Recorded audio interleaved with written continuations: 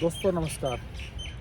उत्तर प्रदेश में अब 2027 के विधानसभा चुनावों की तैयारियों में राजनीतिक दल जुट गए हैं और अभी विधानसभा के सत्र में जिस तरह की तीखी बहस हुई है सत्ता पक्ष और विपक्ष के नेताओं के बीच में, दूसरा घटनाक्रम ये कि भारतीय जनता पार्टी के शीर्ष नेतृत्व ने उत्तर प्रदेश के जो पार्टी संगठन के जो चुनाव हैं उनको लेकर के एक रणनीति ये बनाई है कि उसमें महिलाओं को, दलितों को विशेष तरजीह दी जाएगी। ये पॉलिसी बनाई है और जो जिला अध्यक्षों की सूची फाइनल होनी थी वो फ़िलहाल लौटा दी गई है। वो नए सिरे से उस पर एक्सरसाइज हो रही है। हमारे साथ वरिष्ठ पत्रकार राजेश शर्मा जी मौजूद हैं। राजेश भाई साहब, भारतीय जनता पार्टी की जो अंदरूनी कार्यशैली है, जो दांव पेश है, उस पर आप पहले लिखते भी रहे हैं और काफ़ी वीडियो भी करते रहे हैं, तो क्या चल रहा है आपके पास, क्या इन्फॉर्मेशन है? देखिए डॉक्टर साहब, 2024 में चुनाव होना चाहिए और ये चुनाव भी लगभग 8 साल बाद हो रहा है। बीजेपी के संगठन का चुनाव, बीजेपी का संगठन का बहुत महत्वपूर्ण चुनाव होता है। जब संगठन का चुनाव होता है तो मंडल अध्यक्ष से लेकर राष्ट्रीय अध्यक्ष तक बदले जाते हैं और इसमें चूँकि लगातार पिछले 5 महीने से लगातार पूरा फोकस है।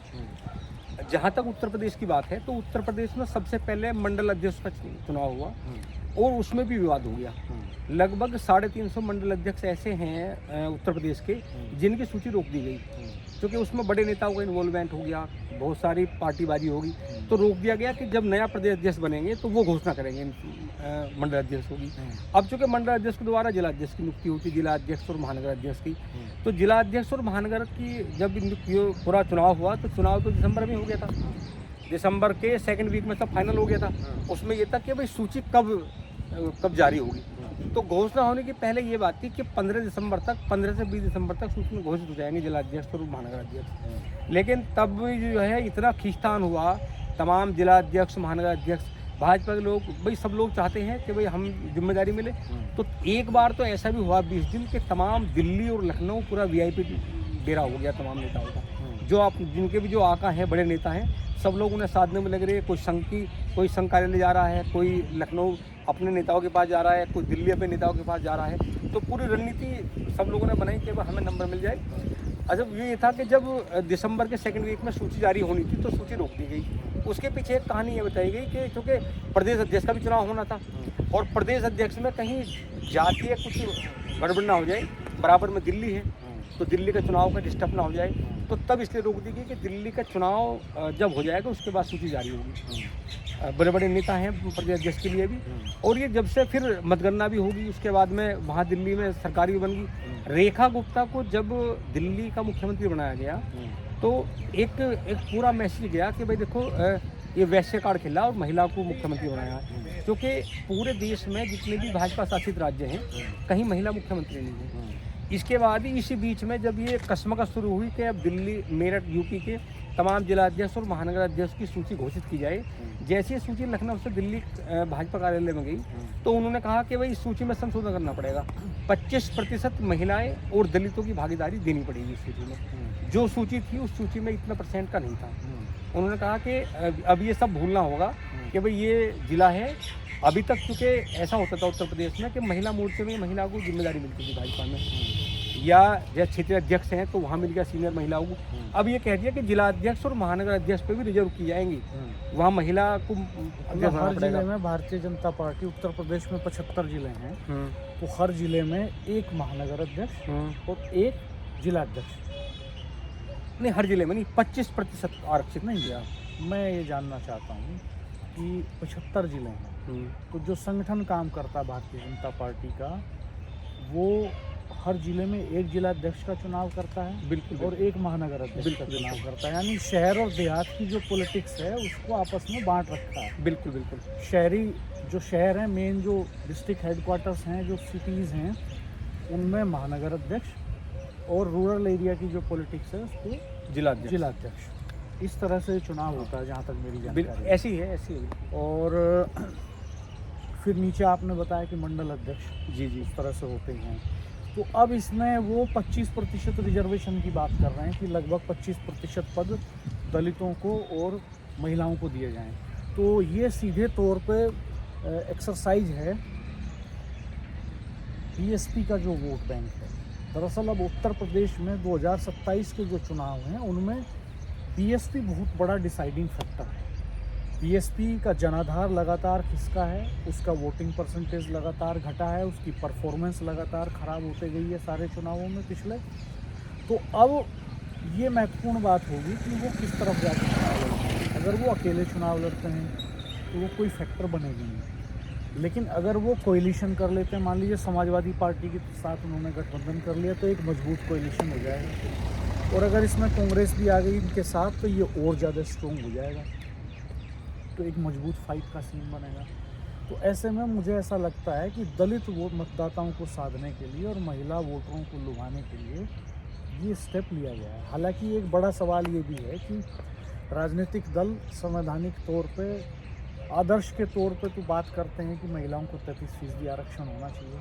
पार्लियामेंट में बिल भी पास हुआ, और अपना जो पार्टी संगठन है उसमें कोई राजनीतिक दल XYZ, बीजेपी हो, समाजवादी पार्टी हो, बीएसपी हो, कोई भी पार्टी, उसमें महिलाओं को रिप्रेजेंटेशन नहीं देती। टिकट वितरण में भी आमतौर पर उपेक्षा होती है, महिलाओं को उनकी संख्या के हिसाब से भागीदारी विधानसभा और लोकसभा के टिकट में भी नहीं मिलती। तो लेकिन खैर फिर भी एक 25% में बात हो रही है, और दलितों की भी बात हो रही है उसी हिस्से में, दोनों को मिला के हो रही है ये बात।